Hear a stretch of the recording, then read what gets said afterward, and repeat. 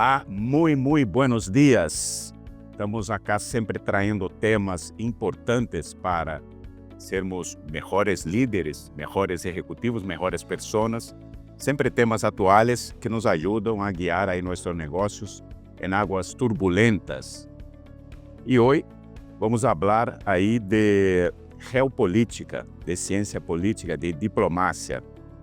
Pero que tem que ver isso com os negócios? Tem muito que ver.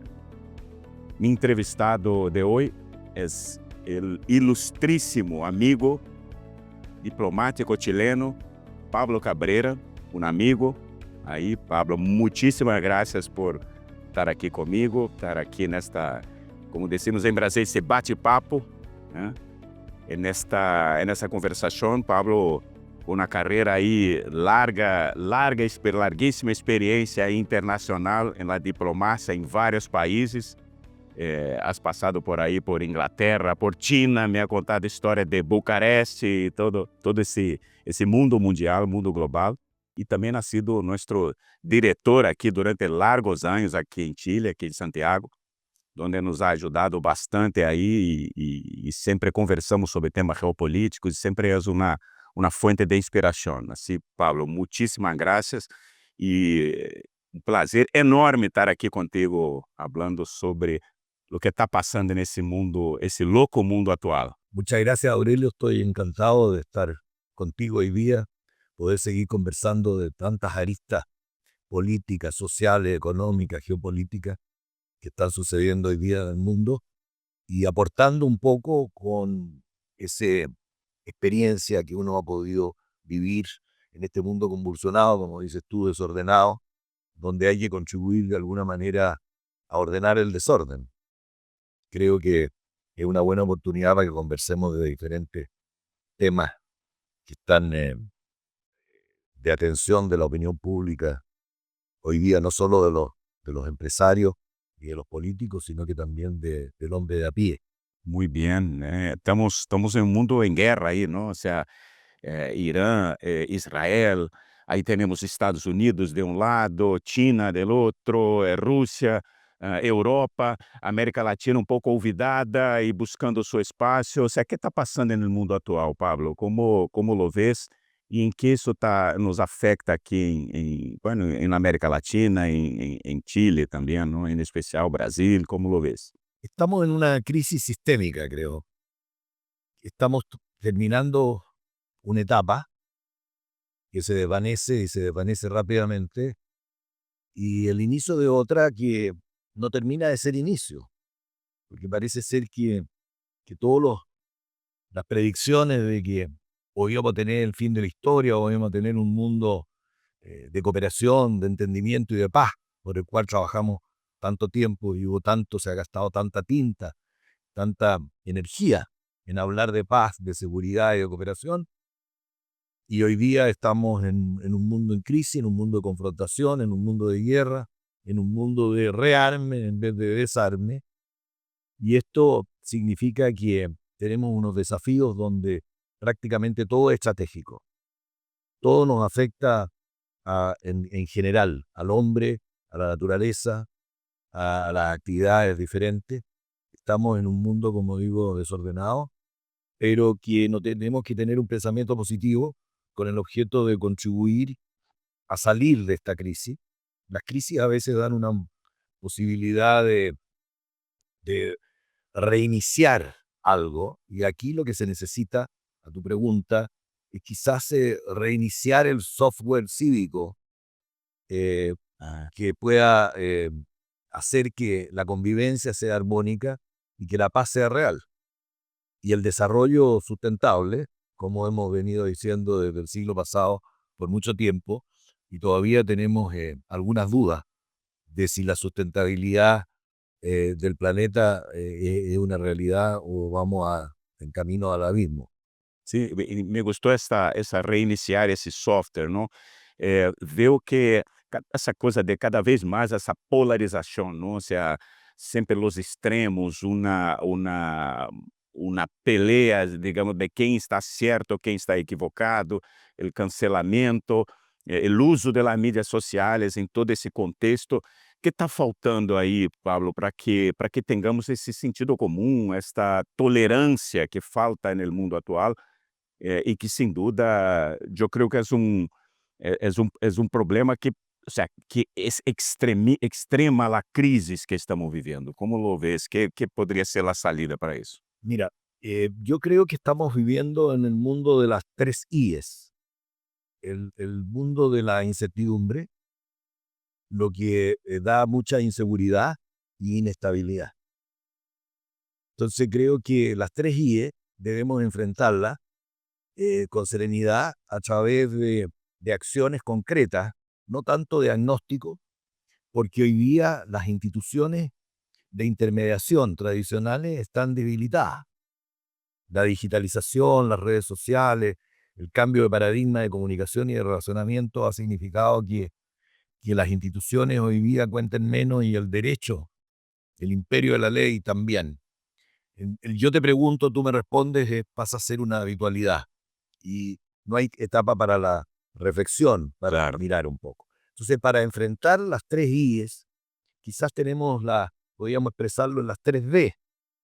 Uhum. El derecho, primero respetar el derecho, el orden que hemos establecido, vivir en un orden establecido, sino en la ley de El la... concepto republicano, ¿no? Ahí de la república, Exactamente, de la justicia y todo eso. exactamente. Después, la segunda D sería la D de la defensa de los valores que hemos construido, de nuestra cultura, de cómo hemos llegado a tener este desarrollo y ojalá sustentable. Y dice la segunda D, el derecho, de la segunda la defensa de los Derecho, valores. defensa, Y la tercera la diplomacia, o sea, lo más. la tercera D, la diplomacia de cómo podemos implementar en un mundo de, valga la redundancia, de otra D, que es de digitalización, podemos buscar ese bien común que tú dices que está en pleno también en reestructuración. ¿Cuál es el bien común en este Claro. nuevo contexto?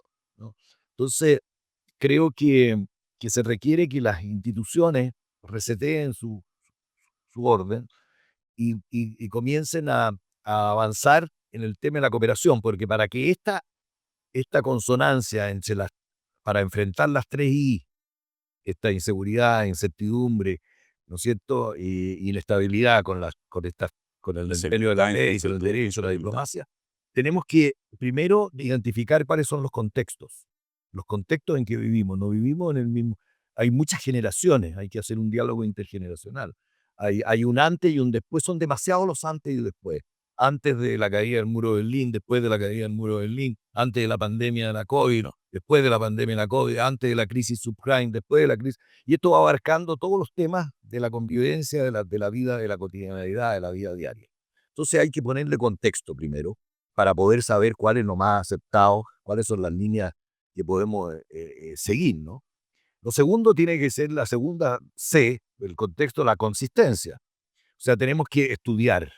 No tenemos solamente que intuir lo que pasa, no tenemos solamente tenemos que hacer un análisis un poquito más profundo, tenemos que hacer una interpretación más hermenéutica, no tan lineal de las cosas.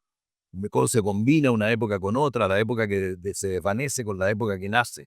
¿Dónde están los puntos de quiebre que no fueron solucionados entre una generación y otra para poder ir encontrando esta convivencia de acuerdo a los desafíos tecnológicos que tenemos, ¿no es cierto?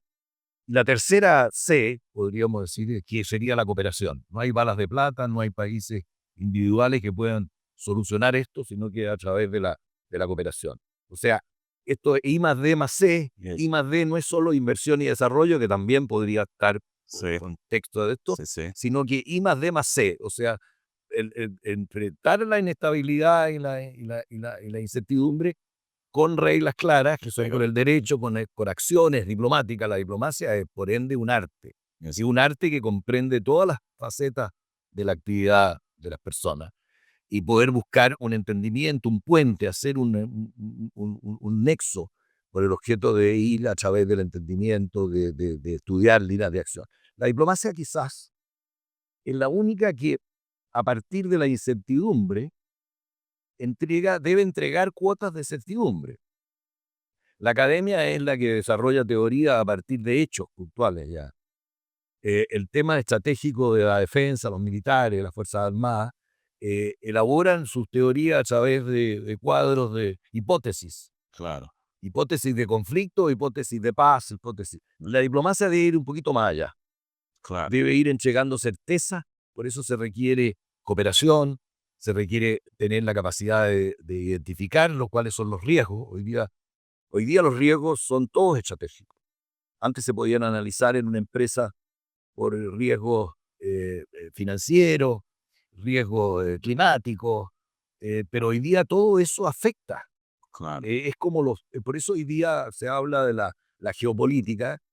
Eh, yo escribí una columna hace 2 años en una revista especializada que se llama Realidad y Perspectiva, que es de la Universidad de Chile, que yo leo hoy día en lo que escribí hace 2 años y lo encuentro muy pertinente. Se llama la geopolítica cardinal. Ah, ¿Por qué la geopolítica cardinal? Porque la geopolítica hoy día afecta prácticamente todo. No es solo física, también es moral. De las virtudes cardinales, ¿no es cierto? La prudencia, la templanza, la justicia, claro, junto con el este y el oeste, el norte y el sur, que es lo que ha marcado la discusión mundial, ¿no es cierto? La bipolaridad, la unipolaridad, la línea herodotiana de quienes quedaron a un lado, quienes quedaron al otro, eso ha ido evolucionando en el mundo y hay que enfrentarlo, pero los hechos pasan muy rápido y claro, a veces las decisiones son más lentas y la institucionalidad como que quedó encajonada, ¿no? Porque el mundo se encogió.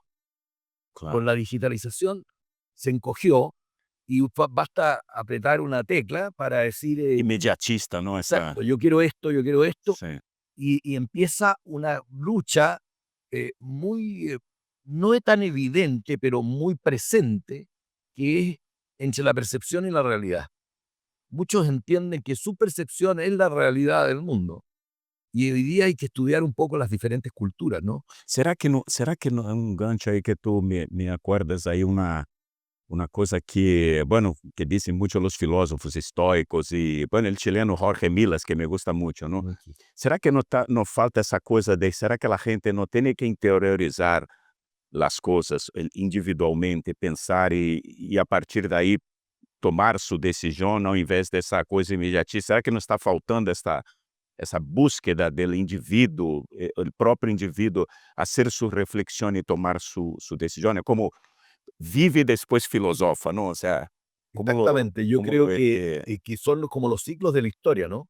Como que empezamos un ciclo civilizatorio distinto donde empieza a acentuarse de nuevo el yo y tenemos que cambiarlo un poco por el nosotros. Y para cambiar el yo por el nosotros, tenemos un poco que conocernos, ¿no? eso Conocer es, nuestra realidad, honrar nuestra historia, mirar un poco también hacia el futuro, pero con las posibilidades que tenemos, no con las percepciones que tenemos. Ujú, Entonces, yo creo que hay muchos que se enseñorean con el futuro, creyendo que las redes, lo que sabe, o no hay mucho tiempo de reflexión,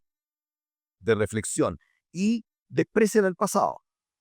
Se vive un presente agradable, el presente que le da satisfacción y la satisfacción personal, la mezquindad, ¿no es cierto? claro, Entonces, cambiar eso significa una etapa de reflexión, una etapa de leer, de estudiar. No basta con solo leer, hay que estudiar un claro. poco la propia historia, la historia del mundo. Por eso los filósofos son, hoy día es muy habitual citar a Aristóteles, a Platón. O sea, un poco la gente como que se queda en la caverna, ¿no? En la caverna de Platón, acostumbrado a la fogata, mirarla que ya se transforma en una zona de confort y Claro, no quiere salir, o por miedo, porque el miedo se globalizó por claro, estas guerras, por estas situaciones, no quiere salir a buscar aires nuevos, esos aires que supuestamente iban a entregar la globalización o la cooperación o la historia. claro. Entonces, creo que al encogerse el mundo, eh, empezamos a vivir en una sociedad distinta,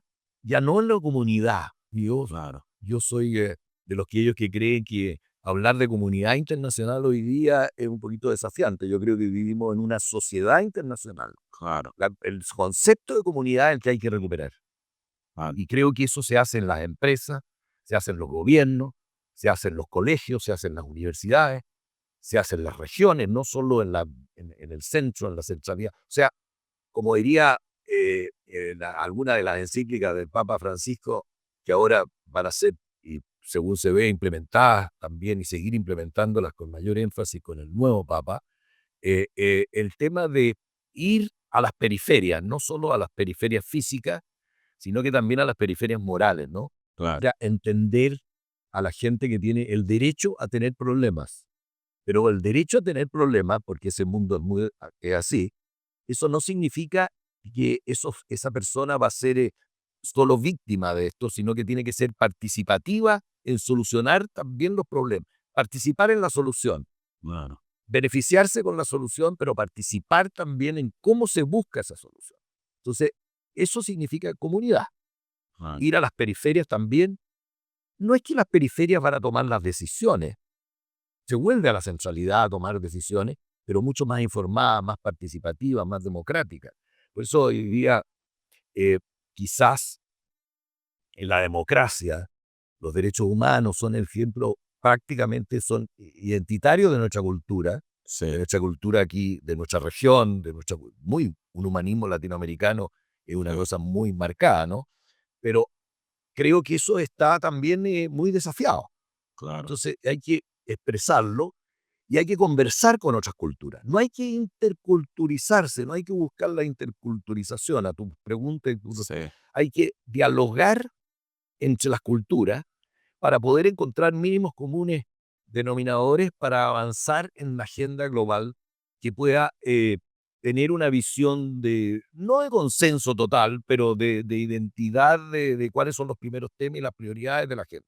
Sí. Por eso yo creo que la agenda global tiene tres acápites hoy día muy importantes, que son el tema del factor de la cultura, Ujú. eh, el tema de la geopolítica propiamente tal, de los recursos, todo, porque todo al final, la geopolítica y los recursos convergen en la seguridad, también en la Claro. paz, en la Claro. seguridad, que los recursos son, incluidos los recursos humanos, etcétera, son necesarios para el progreso, para el desarrollo, que se ve hoy día todavía lejano, ¿no? Claro. Y lo tercero, las finanzas.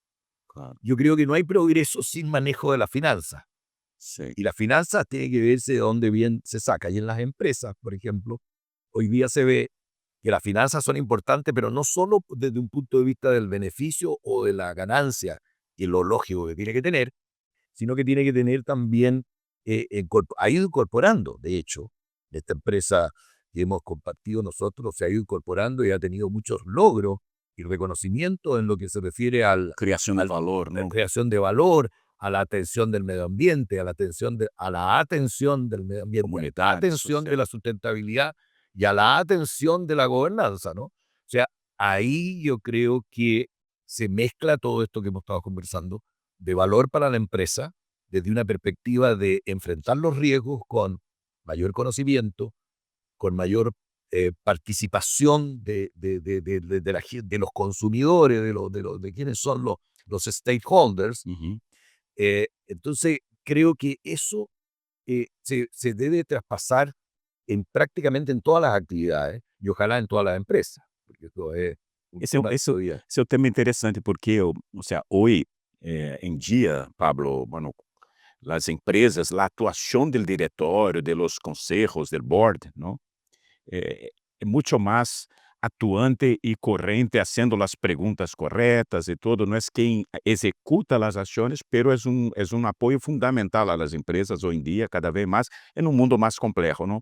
Sempre falamos que os diretórios têm que ter expertos em inteligência artificial, cybersecurity, nas finanças e vários outros conceitos que eu diria que são eh, digamos, disciplinares e todo, para o êxito da companhia, não?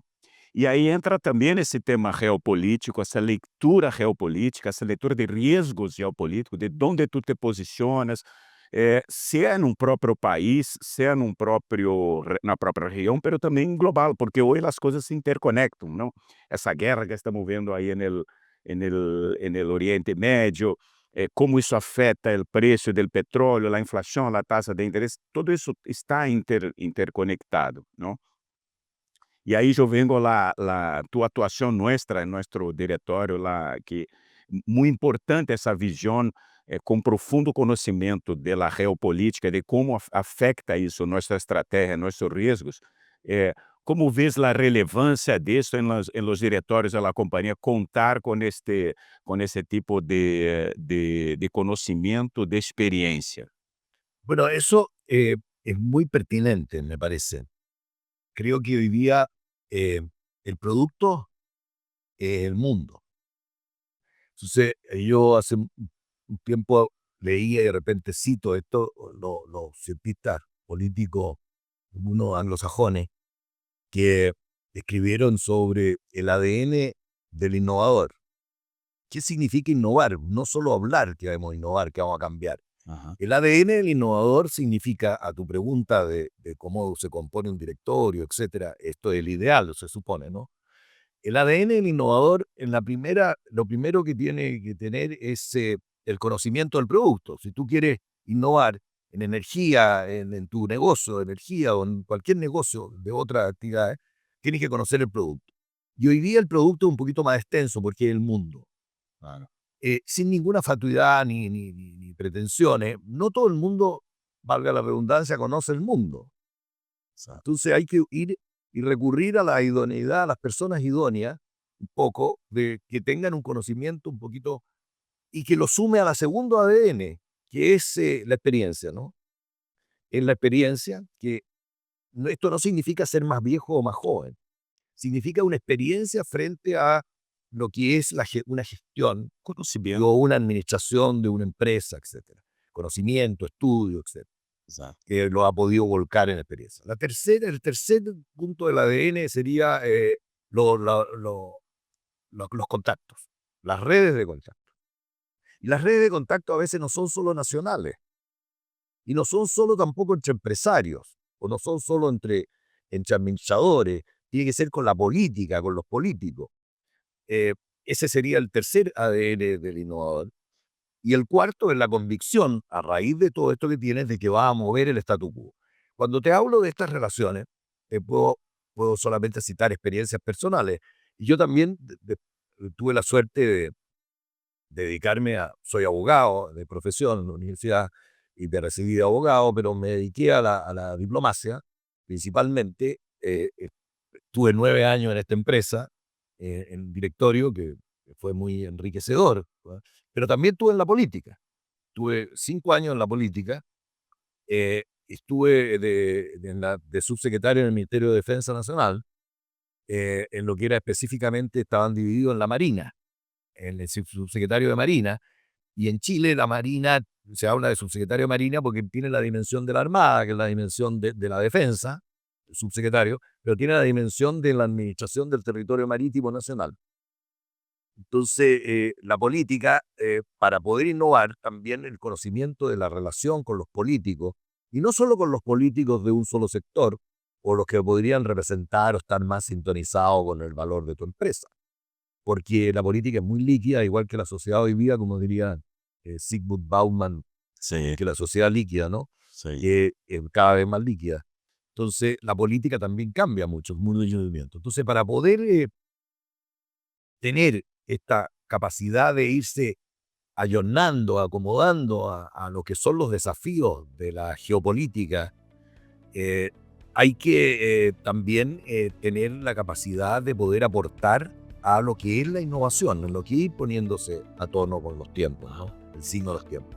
Y para eso, obviamente, hay que tener algún grado de experiencia y de conocimiento del mundo. Porque hoy día, Para poder transitar en esta... transitar en estas aguas turbulentas que dijiste tú,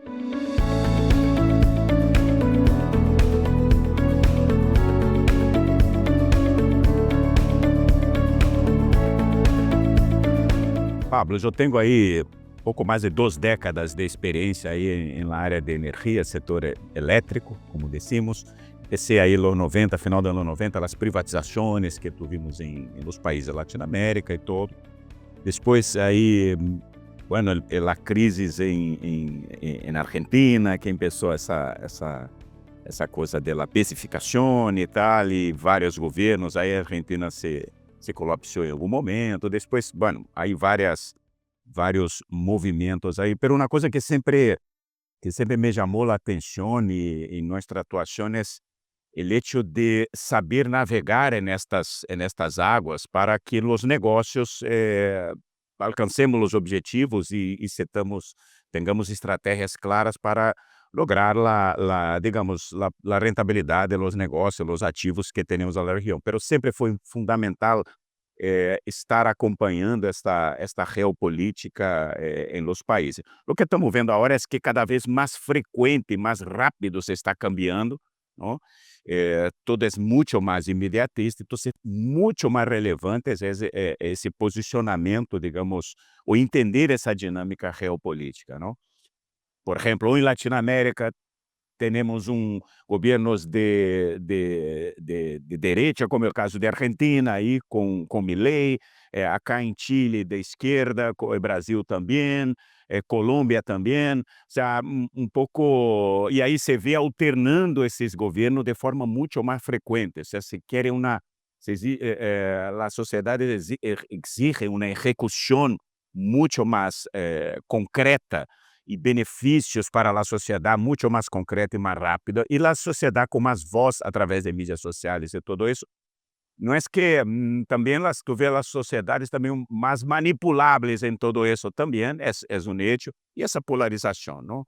Tu como vês a Latinoamérica hoje, qual é o momento, que é onde atuamos acá nesses mercados, como vês a Latinoamérica nesse contexto global?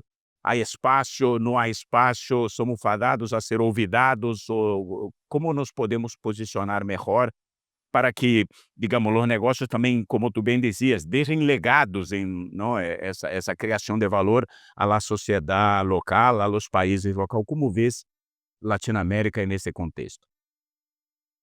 Latinoamérica, que ha estado siempre en nuestra aspiración de que sea una Latinoamérica integrada, creo que este mundo de cambiante hoy día nos muestra que tenemos varias Latinoaméricas.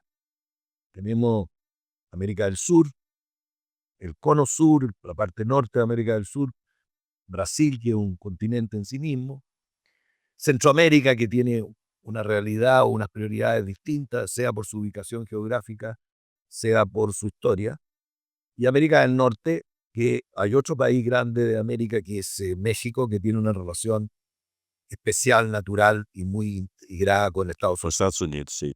Entonces, mirar a Latinoamérica en este contexto de delivering, ¿qué es lo que puede hoy día, lo que exige la población, ¿no? Le exige a la democracia, le exige delivering, ¿no? Le exige que sea eficaz. Y por eso está tan desafiada también, que a veces no tiene la capacidad para responder de acuerdo a su institucionalidad y a su propio desarrollo. Entonces, en Latinoamérica hoy día yo la veo un poco en ese sentido, viéndola no por bloques, pero por lo menos de acuerdo a prioridades que tienen uno y otro, donde se fortalece mucho en este nuevo concepto de la nueva geopolítica el territorio propiamente tal. Latinoamérica tiene un territorio enorme, son espacios muy grandes, los países que se sienten chicos tienen economías chicas en comparación con otros quizás más desarrollados, pero Chile, por ejemplo, hablando de acá, la gente todavía, hay hasta autoridades que hablan de que somos un país chico. Y creo que ha costado mucho convencer a los chilenos de que no somos un país chico. Somos un país de porte medio. Somos territorialmente pequeños en el contexto latinoamericano, en la gran extensión territorial latinoamericana. Pero en comparación con los países de Europa o de Asia o de otros lugares, somos Chile por lo menos un país de porte medio. Y al mirar el territorio también miramos cómo los cambios geopolíticos y los cambios en el mundo, en el relacionamiento, como hablábamos antes, algunos países se cambiaron en su ubicación de pasar a ser, en este caso Chile, un país ubicado en el rincón del mundo, que lo único que tenía más allá era el Polo Sur, pasó a ser el centro del escenario geopolítico más activo y más importante del mundo, que es el Océano Pacífico, al donde concurren las 2/3 partes de la población mundial y las 3/5 o los 4/5 del producto mundial. Si uno mira quién es, ese es un teatro de operaciones importante. O sea, la geopolítica a partir del territorio, en lo que se refiere a Latinoamérica, tiene una importancia capital en lo que se refiere, por ejemplo, a las reservas de agua, a los recursos, que no es solo, no solo el agua o el aire también, sino que también como recurso la energía, por ejemplo. O sea, el tema de integración a través de los recursos y a través del valor de la ubicación geográfica que tenemos. Por ejemplo, Chile es un país que tiene, es por antonomasia un país marítimo de América del Sur, por su conformación geográfica y por su mar abierto, por su cercanía también a la Antártica, le da una proyección estratégica importante. Chile, para hablar de Chile, que estamos acá, tiene su visión, tiene su arriba y tiene su abajo. Su arriba astronómico de los cielos que recogen y acogen a los telescopios más grandes del mundo por la calidad de sus cielos.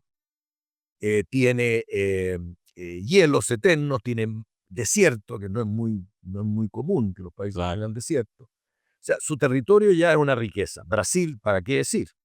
En lo que se refiere a su extensión. La proyección estratégica de los países de América del Sur es distinta. Hay algunos que son hacia la sierra, hacia la selva, otros son hacia el mar.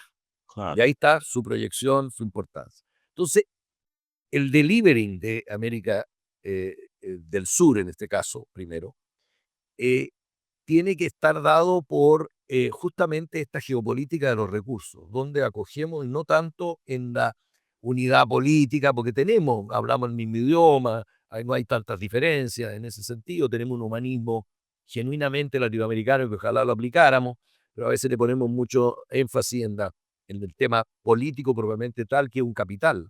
La democracia en América Latina ha sido un capital, que es parte contribuyente de ese humanismo, pero que no marca en la agenda, no marca en los Claro. temas duros, no Porque, trasciende. exato. Por ejemplo, Estados Unidos não vê o Trump, por exemplo, se interessado, No, muito interessado em la realidade acá. Quizá os chinos mais se posicionam mais estratégico. Como vês ou Europa, que poderia estar mais unida e muitas vezes uno vê que por um lado sim, pero falta um pouco. Como vês esse interesse por Latinoamérica? sin dejar de atrás a los Estados Unidos, que es la potencia rectora de la globalización, obviamente que el mundo ha cambiado con esta emergencia. Hablamos durante el siglo XX, hablamos mucho por eso, que el siglo XXI va a ser el siglo del Océano Pacífico, Sí. siglo XXI, el siglo del Pacífico. Y trabajamos por la democracia y la integración y el respeto, etcétera. Y la fisonomía del Océano Pacífico, con la ayuda de todos nosotros, se la tomó China. China es la fisonomía a los ojos de la opinión pública mundial del Océano Pacífico. Claro. Y hoy día, por las razones diferentes geopolíticas de los recursos, de las áreas de influencia, de cómo se puede marcar la configuración del nuevo orden mundial, porque el anterior ya quedó un poco Claro. estrecho, rezagado, vemos que en China hay políticas en este minuto encaminadas a contener a China, la expansión de China más que de la cooperación con China. O sea, ahí hay un trabajo que hacer Claro. importante. Claro. Entonces, América Latina, la vocación de unidad o de vocación tiene que estar plasmada también en un convencimiento de trascender en los temas duros. ¿Y cuáles son los temas duros? Bueno, la energía, uno. Sí. La energía es un tema duro y ahí encontramos un extra a, a la cooperación y al entendimiento y al trabajo conjunto con Europa. Europa, por mucho tiempo, vivió al amparo de la seguridad del Tratado del Atlántico Norte, la Organización del Atlántico Norte, donde Estados Unidos era el rector y el mayor contribuyente, o sea, dependía mucho su seguridad en beneficio de su tranquilidad de lo que era la injerencia de la Organización del Atlántico Norte, principalmente influenciada por el financiamiento de los Estados Unidos, ¿no? Claro. Después basaba mucho su autonomía en dependencia, valga la contradicción, autonomía e independencia en la provisión de la energía que venía desde Rusia. Claro. La guerra de Ucrania-Rusia mostró que Europa no tenía un plan B en cuanto a la provisión de energía.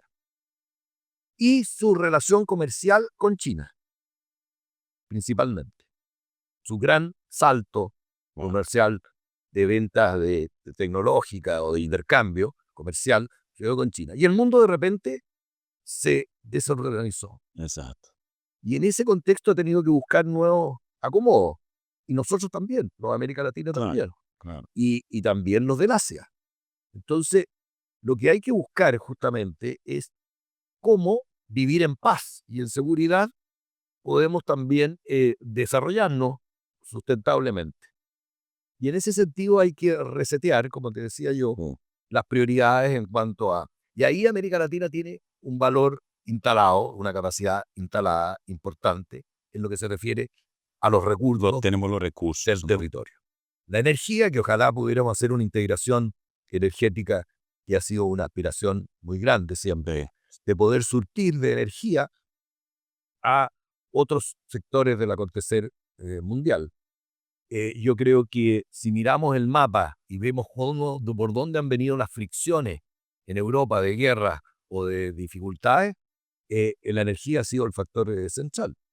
La guerra de Ucrania a Rusia se gatilla principalmente por los oleoductos y gasoductos de que venían de Rusia hacia Alemania, que pasaban por Ucrania.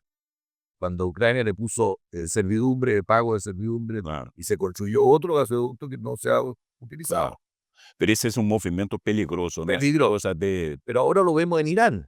Exacto. O sea, hoy día hay una guerra en el Medio Oriente. El Medio Oriente siempre se dijo que era una posibilidad de estallido, siempre justamente no solo por las dificultades de áreas de influencia de las grandes potencias, sino que también por su reservoir de energía. Exactamente. Y si hoy día vemos el tema de Irán tiene una importancia capital, sea por el gas, sea por el petróleo, y por las rutas marítimas. Que cualquier situación que afecte a Irán dramáticamente puede también afectar el transporte de la energía mundial. Sin duda. Y la provisión. Y eso tiene un impacto en los precios, tiene un impacto en la distribución, en las cadenas de valor. Y China es un país que se ha desarrollado, hizo su reestreno en el escenario mundial oficial a partir de los Juegos Olímpicos de Beijing, que fue que ya venía desarrollándose desde Deng Xiaoping con la apertura y reforma y apertura, este es un país dos sistemas, etcétera, etcétera, a un cambio brutal de las condiciones al gobierno actual de Xi Jinping, donde la reforma y apertura pasó a ser identidad y seguridad. ¿Por qué? Porque justamente conservar su cultura, seguir expandiéndose en el mundo, pero en un contexto de seguridad, en un contexto de autonomía estratégica. Y autonomía estratégica, que es un tema tan utilizado hoy día, tiene que ver justamente con los temas de la energía. Y ahí hay una fortaleza de América Latina, no para tener una autonomía estratégica a ellos propiamente tal, sino que para surtir a también las grandes complementarlo en lo que se refiere a la autonomía estratégica. América Latina ha estado bajo la área de influencia tradicional de Occidente, de los Estados Unidos principalmente. Yo creo que eso no está puesto en duda. Yo creo que somos principalmente tributarios de Occidente. Pero tenemos que tener la capacidad para poder tener relaciones con todos los sectores del mundo. Eso es importante, ¿no? Eso es muy importante. Y tener esa resiliencia latinoamericana tiene que estar en práctica y más. Tiene que estar en práctica, tiene que estar en práctica con sus propios valores, con su historia, sin renunciar a esa historia y buscando los mecanismos de desarrollo que nos puedan llevar a nuevos estadios de progreso. Por eso no podemos seguir diciendo de que el progreso nos es lejano. Podemos también hacer el nearshoring que se habla hoy día, que es como Estados Unidos, cómo reindustrializar Estados Unidos, en ese sentido que por las condiciones eh, anteriores de globalización, de inicio de Claro. globalización, de aspiraciones de término del fin de la historia, que la historia volvió con más brío, por la reorganización de las áreas de influencia, por la reemergencia de China, que es la iluminación de la cara oscura de la luna, Sí, por quizás que Rusia se sintió que lo consideraban potencia regional, cuando históricamente se han sentido ellos una civilización distinta, igual claro, que China, una civilización distinta que tienen también que jugar un papel y seguir jugando un papel en lo que se refiere a las áreas de influencia mundial. Nosotros, América Latina, tenemos que situarnos pragmáticamente, de acuerdo a nuestras capacidades, para poder trascender. Y trascender significa hacernos socios estratégicos verdaderos, necesarios, no solo para una declaración. Aquí se producen estas awkwardness, estas contradicciones claro, de que somos socios estratégicos de Estados Unidos, de China y de la Unión Europea a la vez. Eso implica un desafío tremendo, claro, poder satisfacer los derechos y las obligaciones que significa ser socio estratégico con países que todavía tienen conflictos entre ellos, o claro, conflictos todavía de no organizadas sus fronteras territoriales. Hoy día, el tema de las fronteras territoriales, el tema de la identidad de los países, el tema que parecía un poco difuso, hoy día como que se ha vuelto a poner en el tapete. Y digamos que en los años 90, cuando el término de la Guerra Fría, eh, se hablaba, ¿no es cierto?, de lo local, de lo global y local, se hablaba de lo interméstico, esta línea ya tan no sonó difusa entre lo que era lo doméstico y lo externo, Ujú, eh, y que el derecho a proteger y que la persona pasaba, las políticas públicas se hacían en torno a la persona humana, y hemos ido volviendo al tema de la soberanía de los estados, de Westfalia un poco, ¿no? claro, Entonces, claro, en la configuración del nuevo orden internacional se redesafió, si le podíamos poner claro, así, un desafío de nuevo al que ya creíamos superado. Por eso hablábamos de los puntos de quiebre, esos puntos que entre cuando se transita de una época a otra, quedan situaciones sin solución en ese intervalo, claro, que como que comienza de nuevo para las nuevas generaciones. Entonces hoy día lo que tenemos que hacer, empresarios, políticos, académicos, Fuerzas Armadas, eh, eh, hombres de a pie, trabajadores, periodistas, etcétera, la sociedad en general, construir a partir de la paz y la seguridad, por supuesto, con bases culturales que sean, ojalá, para todos más o menos iguales, que es el tema de la dignidad de las personas. claro. Creo que la dignidad de las personas en todas las culturas juega. Fundamental, ¿no? Claro, Y ahí podemos empezar a conversar en políticas públicas acordes y en reconstruir este tejido institucional del sistema internacional que está tan congelado por estas confrontaciones geopolíticas de los recursos. claro. Envolve el tema de los recursos, que Eso- es una fortaleza Y ahí los riesgos. Entonces vemos que hoy día en contextos de guerra, los riesgos aumentan. sin duda. Las tasas de desarrollo también cambian con Sin duda. mayor facilidad. Entonces, la estabilidad que necesitamos se requiere a través de un diálogo, ojalá, intergeneracional. Aquí no sobra nadie. Aquí hay muchas generaciones, como dijimos al principio, Sí, muchas generaciones. eh, las edades son importantes todas. Y al no sobrar nadie, creo que este diálogo intergeneracional tiene que ir dado por intercambio de experiencias, también con aspiraciones y también con un poco con el tema espiritual. claro, Yo creo que tú pusiste muy bien al inicio. Hoy día, eh, China eh, y Estados Unidos, en cuanto a sus necesidades, en cuanto a sus proyectos distintos, porque son dos proyectos distintos, mandarinato chino, la democracia americana, los proyectos de desarrollo, Kissinger decía muy bien en su libro que eran las dos culturas continentales, ¿no? Y se trascendían su propio territorio y su propio entorno inmediato. Exato. Y Ortega y Gasset decía que para la vida era un poco conversar con el entorno, para poder entender las mezquindades, la fortaleza, las debilidades, etcétera, Muy bueno. conversar con el entorno. Entonces, ese diálogo intergeneracional en un contexto de dignidad de las personas, de un punto de vista espiritual, que donde las lecciones de dónde son, de dónde venimos, qué es lo que pensamos y qué necesitamos como horizonte de vida, es muy importante reflexionar sobre eso.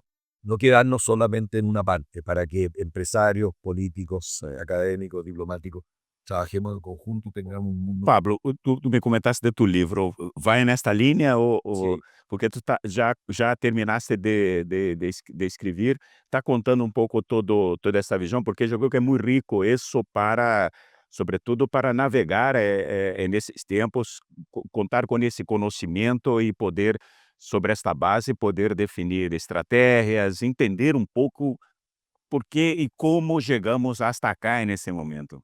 Habla um pouco de Yo tu estoy proyecto ahí, estado o tu guía. escribiendo, me ha costado mucho, he estado escribiendo sobre la diplomacia porque creo que la diplomacia ha sido muy estereotipada siempre. Y yo creo que la diplomacia tiene la palabra, no como única palabra, pero como contribuyente y como coadyuvadora a este mejor entendimiento entre las naciones y entre las personas y entre los estados. Entonces, no quise escribir unas memorias, porque escribir memoria, todo diplomático puede escribir memoria y al final un poco exceso de ego, ¿no? Claro. Uno conoce mucha gente, ver que has conocido a tantas personas importantes, a menos importantes.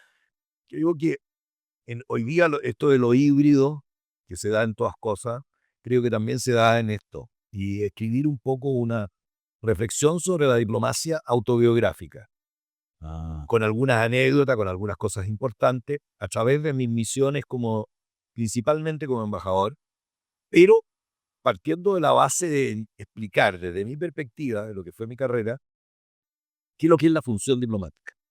ujú. ¿Qué hace una embajada? ¿Y qué hace una embajada y cuáles son los desafíos de una embajada en el mundo? Después, ¿cuál es el país y el mundo en el cual me tocó actuar en mis 44 años de carrera diplomática? ¿Cuál país más te gustó en esos países? Porque tú pasaste por China también, por Beijing, Fui embajador en Beijing, fui embajador en Moscú, fui embajador en Moscú, Londres, fui embajador en el Vaticano el Vaticano. y también fui embajador concurrente en Albania, Ucrania, Irlanda y fui embajador también ante la Orden Soberana Militar de Malta. Entonces, es una. ¿Cuál o sea, hay un país que te gustó más o una experiencia que te achó más Bueno, diferente? Es difícil, ¿no? es difícil porque es una mezcla de vivir en medio de un museo abierto como es Roma, después vivir la experiencia de vivir en lo que fue Inglaterra. Hice 3 puestos en Inglaterra, fui consejero de embajada, ministro, consejero y embajador. Tuve las 3 carrozas en Inglaterra, en la presentación de las credenciales. Para un latino, lo sajón, es muy atractivo. Muy atractivo. Muy atractivo. Después, el tema de las 2 otras civilizaciones, que es la china y la rusa, como civilizaciones propiamente tal, te ponen un desafío tremendo donde tú te sientes muy grato, más allá de las circunstancias que se están viviendo en el mundo, pero los pueblos son los pueblos, las autoridades son otras cosas en sus momentos determinados. Entonces, escribir sobre eso desde una perspectiva autobiográfica y atreverse al final de hacer una suerte en el último capítulo de ensayo de cómo es la diplomacia hacia el tercer milenio en un contexto de digitalización, creo que deja por lo menos, no es un libro de nicho, no pretendo yo ser un bestseller ni mucho menos, pero quizá es un libro para que la gente entienda a veces, porque a mí me preguntaban mucho, oye, ¿qué es lo que hace un diplomático en el Vaticano? Sin entender que un balcón de mirar el mundo desde otra perspectiva, la perspectiva espiritual, Claro, justamente también, también, también de la perspectiva espiritual, también. porque no es solo eso. Y Mucha también influencia también tiene, mucha ¿no? influencia y una influencia también de nuestra cultura judeo-cristiana, occidental, etcétera, tiene también frente a las otras civilizaciones, a las otras culturas, entender que la interculturización no es un concepto que corresponda. Yo creo que lo que corresponde es un diálogo entre las culturas. Y creo que a partir de ahí, entregarlo en un libro, ¿qué es lo que hace un servidor público? Yo preferí en mi vida, elegí mi vida, y estoy muy contento que haya sido de ser servidor público, haber trabajado en los dos lados del escritorio, con lo que se puede llamar lo que han sido los poderes fácticos mundiales, ¿no? En, si se puede decir así, me permite la expresión, con las Fuerzas Armadas, cuando fui subsecretario en el Ministerio de Defensa por 5 años, haber trabajado con ellos, que fueron muy afectados por la globalización, por la transparencia, por la destrucción. Sociedades verticalizadas, con la iglesia, también, con todo tipo de comunismo. Yo empecé en la época de Ceausescu, fui jefe de misión en Lima. Mira, increíble. Entonces, hay un tema ahí interesante en cuanto al desafío de lo que es para la diplomacia el cambio de paradigma, el cambio en el mundo, desde la perspectiva de mi carrera. Espero que salga luego. Exato, ¿cuándo va a salir ahí que nos va?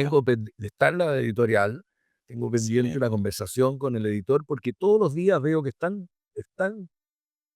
cambiante, tan líquido el mundo, que de repente pienso que me lo come los acontecimientos. Entonces tengo que pararlo en algún momento, pero, por ejemplo, no puedo dejar de poner algo del nuevo Papa.